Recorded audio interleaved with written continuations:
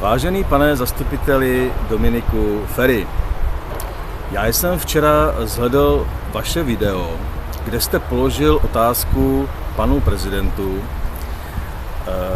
prezidentovi, co ho vedlo k tomu, že dal záštitu nad akcí, kde se mělo diskutovat o islámu a že tam údajně podle vás měli vystupovat lidé ze xenofobních organizací. A já bych vám chtěl položit dvě otázky. Za prvé, víte, že náboženské hnutí zvané islám otevřeně schvaluje, že muž může být ženu. A to speciálně ještě v případě, když mu odmítá sex. Možná teď jste v šoku, co to mluvím.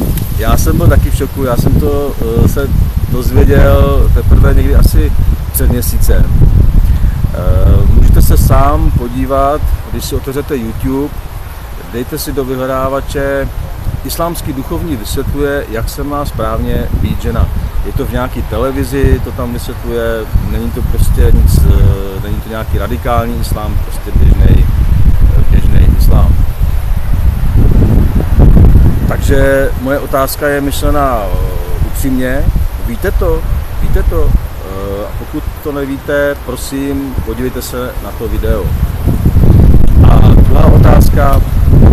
Vy schvalujete, že muž může být ženu a navíc v případě, když odmítá sex? Schvalujete to? Děkuju za odpověď a přeju vám mnoho štěstí, ať se vám daří a mnoho úspěchů. Děkuju. Nashledanou.